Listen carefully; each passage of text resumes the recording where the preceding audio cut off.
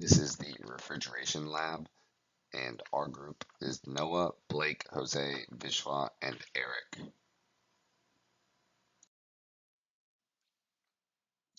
The objective of this experiment is to provide a review of the cooling system developed by Machine Chiller Inc. This system is based on a vortex tube using air as a working fluid, and we will model the system and determine its capabilities as part of the system's review. The main goal behind this cooling system is to cool the device using mechanical work.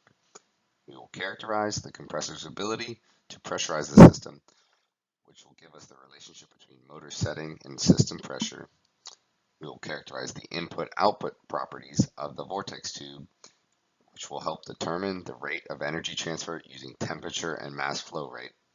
And we will characterize the heat energy transfer at the load, which is the insulated aluminum block. And this will help determine the energy transferred from the thermal load to the working fluid. This slide outlines how the refrigeration cycle works and what each component in the system does. Air is first supplied by the building or a small air compressor. Air pressure is then set by the pressure regulator. As air flows through the heat exchanger, it cools down to room temperature. The accumulator tank then stabilizes the air pressure, ensuring it is steady. The vortex tube separates the compressed air into hot air and cold air. The hot air leaves the system. Cold air absorbs heat from the load, cools it down, and then finally leaves the system. To characterize the system, temperature measurements are taken using thermocouples, pressure measurements with pressure transducers, and volumetric flow rate measurements using volumetric flow rate sensors. Temperature and pressure are measured at station 1 after air leaves the pressure regulator, at station 2 after air leaves the heat exchanger, at station 3 before the air enters the vortex tube, at station 4 after air leaves the vortex tube, and at station 5 after air leaves the load. Moreover, the temperature of the load is also measured. The volumetric flow rate of air is measured at the hot air exhaust and at the cold air exhaust. Data from the sensors is collected throughout the transient cooling of the aluminum load until it reaches steady state. This data is then used to characterize the system. The first step in analyzing the data that we've collected is to account for sensor offset. All this means is that the sensors aren't perfect, and we have to account for that. The various temperature parameters, so T4 hot, T4 cold, T5, T load, are all supposed to be at ambient temperature when we run the system at 0 psi. P3 is supposed to be ambient pressure, and then M cold and M hot are supposed to be 0. So by recording these values while we're running it at 0 psi and subtracting the ambient values, we can determine how much the sensor is off. Now that we've accounted for sensor offset, we can actually start looking at the data.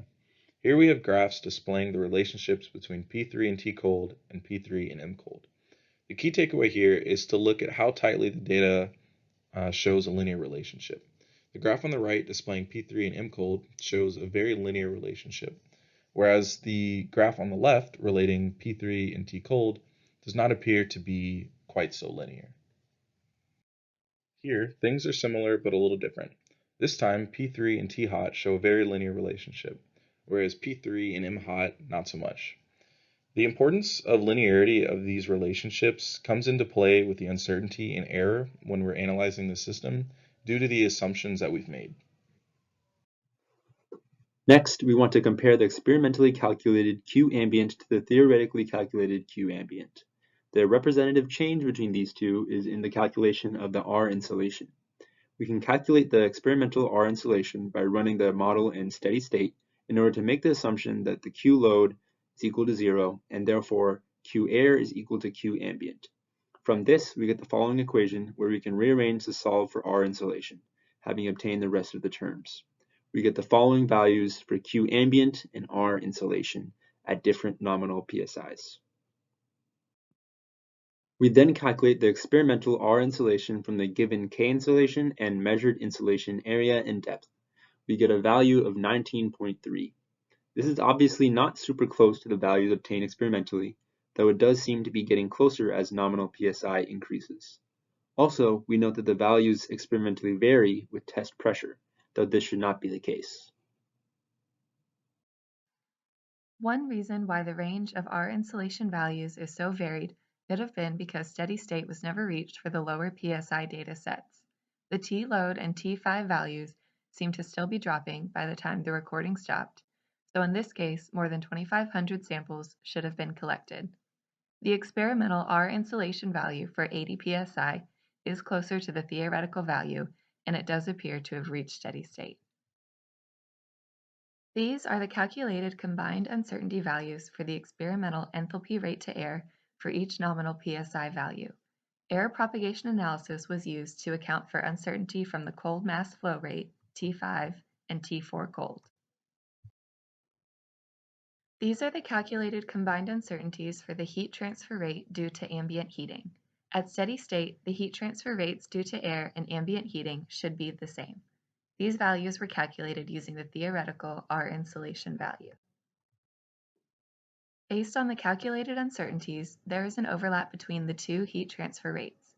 This means that the theoretical model for this lab does result in some possible values based on our data.